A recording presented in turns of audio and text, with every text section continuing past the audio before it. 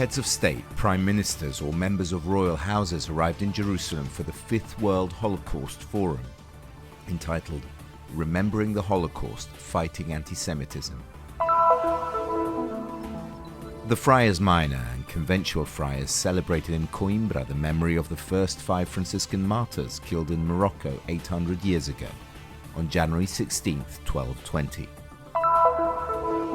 The Armenian Orthodox in the Holy Land celebrated Christmas in Bethlehem on the night between January the 18th and 19th, according to the ancient Julian calendar.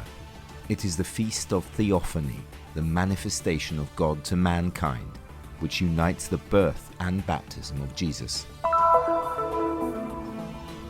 The city of Cana in Galilee is the city of Jesus' first miracle, the transformation of water into wine during a wedding feast.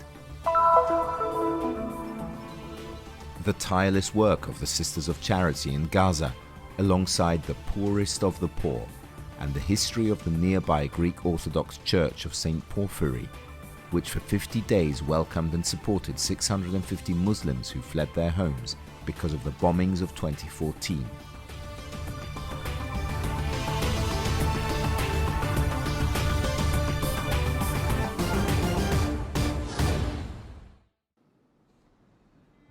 Remembering the Holocaust, Fighting Anti-Semitism is the title of the Fifth World Holocaust Forum, which took place in Jerusalem at the Yad Vashem Memorial a few days before the 75th anniversary of the liberation of the Auschwitz-Birkenau death camp.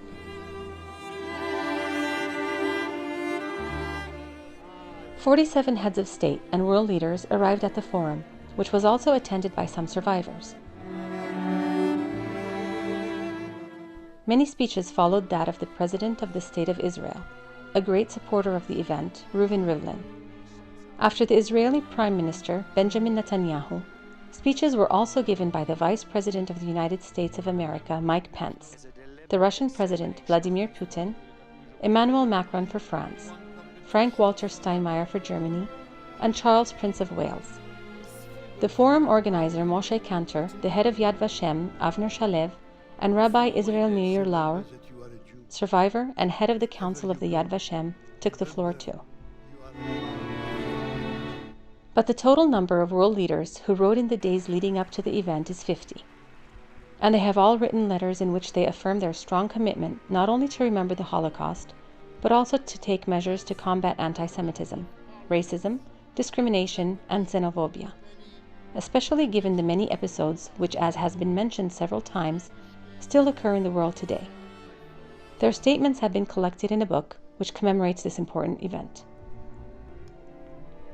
There is also that of Pope Francis, which reads, "I express my fervent hope that with continued vigilance and positive education, iniquities such as those perpetrated during one of the darkest periods of our history will be eliminated from the face of the earth." At the end of the event, there was a suggestive lighting of the memorial torch by the survivors Rose Moskovitz and Colette Avitaloni, in memory of the 6 million Jews who were killed. Each guest then placed a laurel wreath at the base of the monument dedicated to the Warsaw Ghetto Uprising, created by the Jewish sculptor and artist Nathan Rappaport. Songs and prayers marked the end of this important day, the commemorative prayer of El Melech HaChamim and the morning prayer of the Kaddish.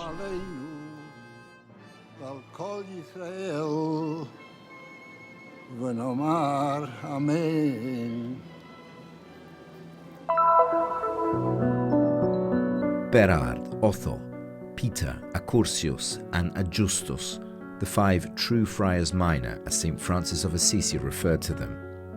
They were the first missionaries sent by Francis to the land of the Saracens.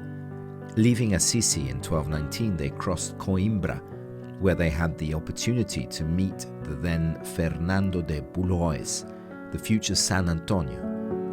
The cloister of the monastery of Santa Cruz witnessed this meeting, whose feast is celebrated on January the 16th.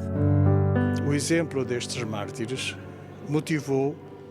The example of this martyrdom motivated the Franciscan vocation of Saint Anthony, who lived here in this convent and certainly knew these 5 friars who passed through here on their way to Morocco. So it is a very important historical event. A caminho de Marrocos. Portanto, é acontecimento histórico muito importante.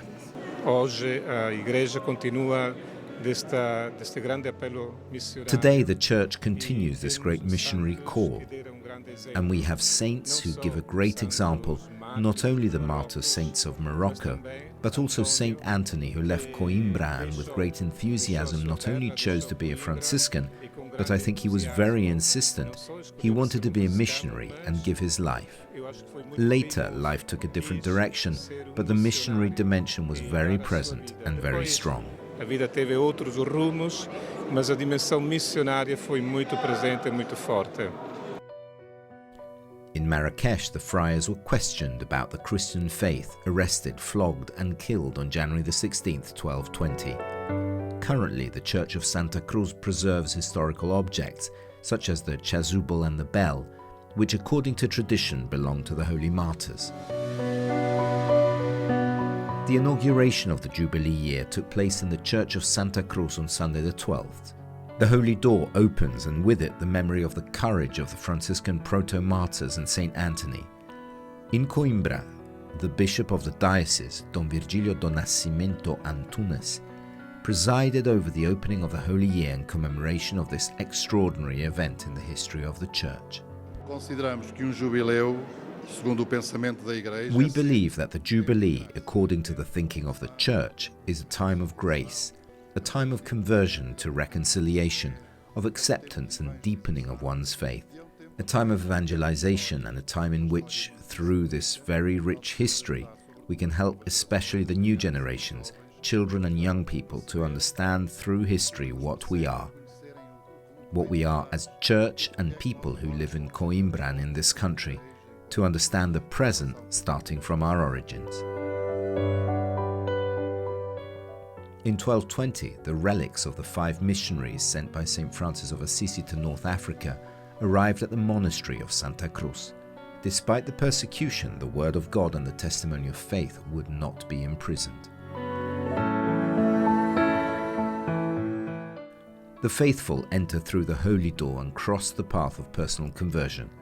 A Vatican decree signed by Pope Francis proclaims the 800th anniversary Jubilee with plenary indulgence for all the days of the Holy Year. A strong moment of appeal to holiness, with the memories of the Christians who are persecuted even today, and the need for interreligious dialogue to build peace. A matter of calendar, but not only that. The Christmas celebrations set by the Armenian Orthodox community of the Holy Land on the night between the 18th and 19th of January recall ancient traditions preserved from the 4th century to the present day. Long before the birth of Jesus was moved to December the 25th in the West under the Roman Empire, attention in the East had always been focused on January the 6th. The Feast of Theophany for the Armenians, or the manifestation of God to mankind, which unites the birth and baptism of Jesus, celebrated, however, following the ancient Julian calendar, moved forward by 13 days. According to the New Testament, it says when Jesus became 30 years old, he came and was baptized. So it means on the same date of his birth, he was baptized. So the Christian Church, 4th and 5th centuries, they used to celebrate both of them together. A small part of the Basilica of Bethlehem is reserved for the Armenians, right next to the Grotto of the Nativity.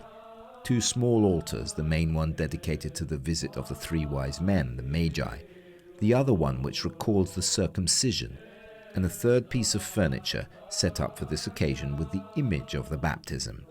Even people from Armenia and Armenians of the diaspora from all over the world participate in long celebrations rich in colors and songs. We are going to have a Vesper and then a Divine Liturgy from 2 to 6, and then we have a break, and another time we will be gathered here at 10 o'clock. We will start the morning prayer. Okay, at 12 at midnight we will go down to the grotto. We have a special service inside the grotto, and from 1 approximately to 6 we will celebrate 2 divine liturgies and blessing of them. The only message that we can relay on this feast is peace and love. May peace and love prevail all over the world and among men. And next year we'll have a better year. From the large roof on which the Armenian flag is raised and the bells are ringing, you can enjoy a unique view of Bethlehem Square. Underneath there is the Armenian convent, a cloister, some rooms and the little church of the community. I was baptized here as well as married here. Also my children, they was baptized here. Also my father was baptized here, my grandfather as well. We, in the Nassar family, we've been here in Bethlehem since 1,000 years ago. We are a small community in Bethlehem, but in Christmas time we grow up. So most of the Armenian from the world, they are coming here to visit Bethlehem. And we say in Armenian, Shaddar Neru, that means Merry Christmas.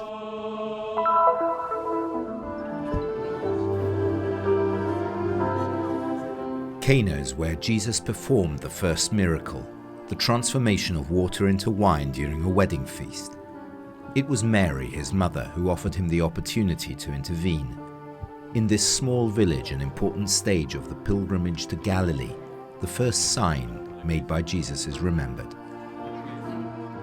Con la commemorazione del primo miracolo di Gesù, compiuto da Gesù. With the commemoration of the first miracle performed by Jesus here at Cana, we notice that Jesus begins to act, to carry out his mission among us.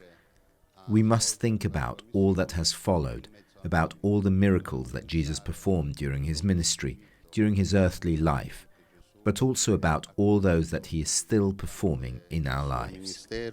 Qui in Terra Santa durante la sua vita terrena, ma anche tutti quelli che sta compiendo nella nostra vita. The events at Cana, told by the Gospel of John, are an important reference point for the bride and groom. They tell of Jesus' sympathy for them and for the family because Jesus chose a wedding feast to work his first miracle. That is why spouses from all over the world come here to renew the promises made on their wedding day. È molto importante anche questo aspetto della presenza di Gesù. The presence of Jesus during the marriage is also very important. Certainly there are different meanings, but the strongest one is that Jesus enters into the cell of human life, of family. His presence helps us to understand, to live this sacrament, to experience the mutual love between spouses. A vivere questo sacramento e realizzare l'amore reciproco tra I coniugi. The sanctuary, which is known as the first sign of Jesus, was built in several stages towards the end of the 19th century, managed by the Franciscans of the custody. This is a place where Jesus did his first miracle by changing water into wine. So this place has been a very historical place for all the people all over the world who comes here. This event is very important for all Christians here in the Holy Land, especially the Christians living in this village, Kafar Cana. It's very, very meaningful for us, especially for the couples who are here today. Today they renew their marriage vows.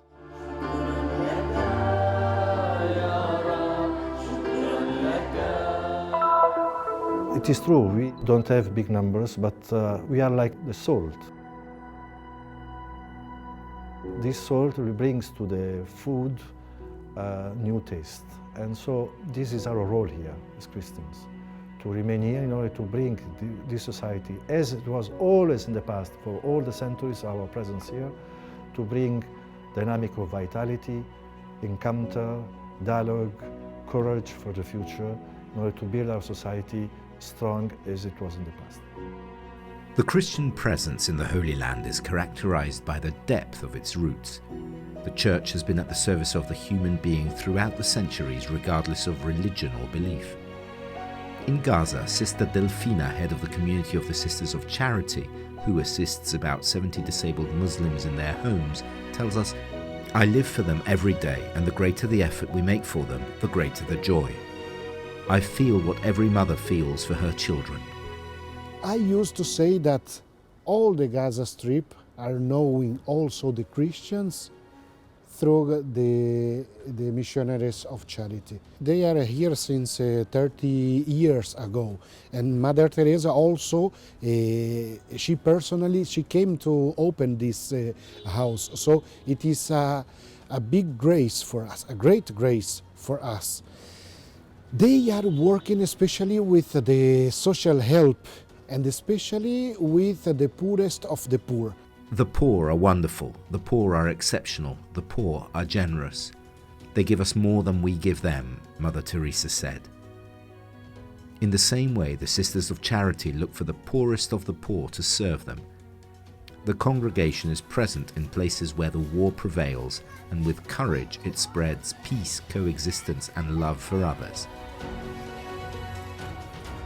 This form of charity and benevolence is also found in the Greek Orthodox Church of San Porphyry in the heart of the old city of Gaza.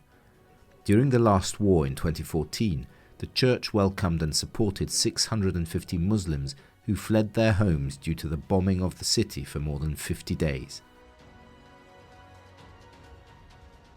Many people from this region, especially from the regions of Shuyaya, Rafah, Zaytun, Bet Hanun and Khan Yunis, have come to the door of this monastery in search of asylum.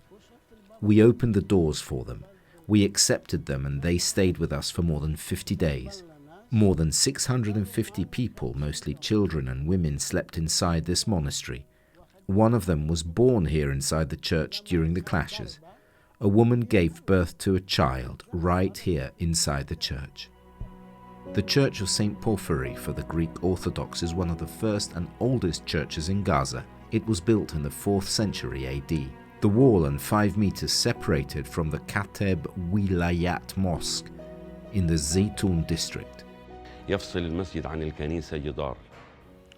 The mosque is separated from the church by a wall, and the church bell embraces the minaret of the mosque.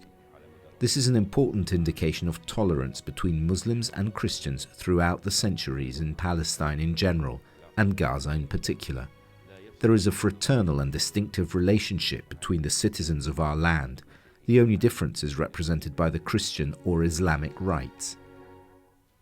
At all times and in all places, the church was and remains a shelter for the homeless.